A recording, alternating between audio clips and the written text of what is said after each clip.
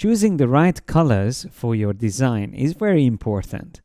Luckily, Adobe Illustrator offers plenty of features to find the right colors and apply them to your designs. I already mentioned in the previous videos that you can access swatches and also colors from the options bar, but of course these both have their own panels. So you can find the color panel here with its options from the panel menu, and you can also find swatches in the swatches panel. Again, it has its own options here.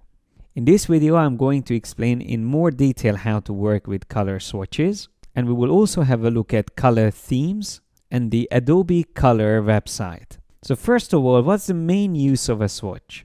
Well, technically, it's a way you can save a color that you can then use later in elements in your designs.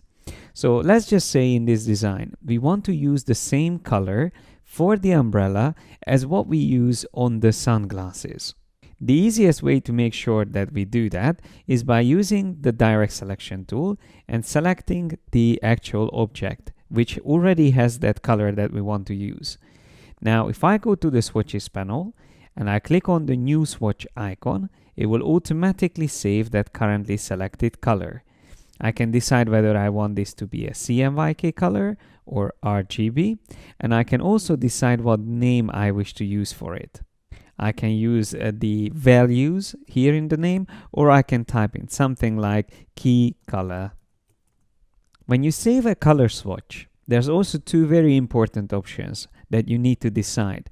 Whether this is going to be a global color, and also whether you want to add this to a library or not. Now, for this first color, I'm going to turn off the library option, and I will also not have the global option selected. Let's see what happens if we save it like this. So I'm going to click OK, and we will see that the color swatch appeared here in the swatches panel.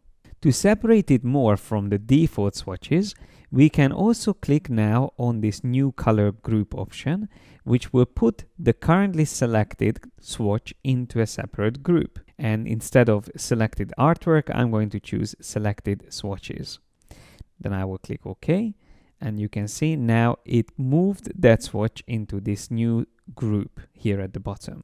If I want to apply this color to this first letter, for example, I can very easily do that by just selecting that letter and then applying the swatch from the swatches panel.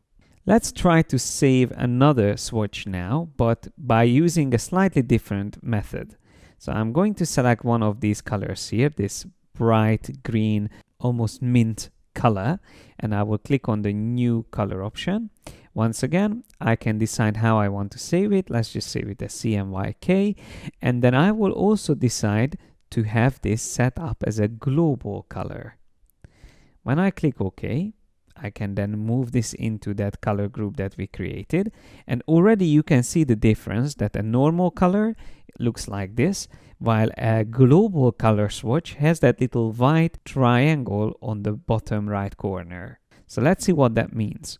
If I now select another part of the text, like this T here at the bottom, and then apply that color on it, I can then also select these palm trees here and apply the same color on it.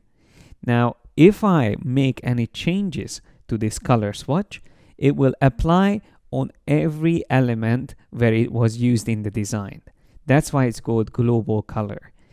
So let's see what's the difference. If I double click on this color swatch, I can get to make changes to it, and having the preview option on, I will be able to see it already in the design in the background. So when I make a change, you will see how it immediately updates on both instances, even though I don't have them selected. That is once again because it's a global color swatch. I won't make this change, I will keep it as is, but I'm going to double click now on the other color swatch, have the preview turned on, and let's see if anything happens to the colors in the design. You can see I can make changes to the swatch without affecting the actual design in the background. Both of these options are useful. Now, last but not least, what's the add to my library option? Let's say I want to save that color from the original title as a swatch, but on top of that I also want to save it into my libraries. So I'm going to click on new color swatch, just like before. I could decide that this is a global swatch as well, and I can also make sure this is also CMYK. But then I can also turn on the add to my library option, and I can also decide which library I wish to save this into. Let's just stick to the vector element. So I'm going to click on that, and then I will click OK. So now it's not only saved in my swatches, just to show you it's there, and I can also again put it into this group, but it's also saved in this library, which is a great feature once again, because this library can even be shared easily with other Creative Cloud users. So if I do collaborations, that's a quick and easy way to share the swatches that I used in a design. Remember, the libraries panel is the one that we used in the very beginning of the course, where we imported some assets from the Creative Cloud market. You can use the libraries panel to apply colors, as you can see, but of course you can also go to your swatches and apply a color from there very quickly and easily. Now, what if you want to quickly save all the swatches used in a design and put them into the swatches panel? Well, what you can do is to press Command A or Control A to select everything in your design. Make sure that nothing is locked that you want to include in the swatches. And then when you click on the new color group here, you will be able to choose selected artwork, and you can even turn all of the color swatches into global colors, and then click OK. With that, you will get a new set of colors, and these are all the colors used in this design. So we can try to amend one of these colors. I clicked outside, so I deselected everything, and then I double click on this color here. Let's turn on preview and see what happens when we change it. We can see it clearly which are the colors that I'm currently changing. So once again, this was a way to quickly import all the colors from the artwork into my swatches panel. The same way I can also, of course, remove swatches that I don't need anymore. So if I click on this color here and shift click on the top color there, I can then click on the trash can and delete these swatches. If you want to reuse colors from a document later on in another project, if you want to reuse colors from a document in another project, you can also export your swatches, and it will create a swatch file. So you can do that from the panel menu and choosing Save Swatch Library as ASE or AI. The advantage of the ASE, which is the Adobe Swatch Exchange format, is that it can also be used in Photoshop and InDesign. So if I choose that one, I just need to decide where I want to save it. And I'm going to save it into the same folder that I have all the other elements. As you can see, the file format is ASE.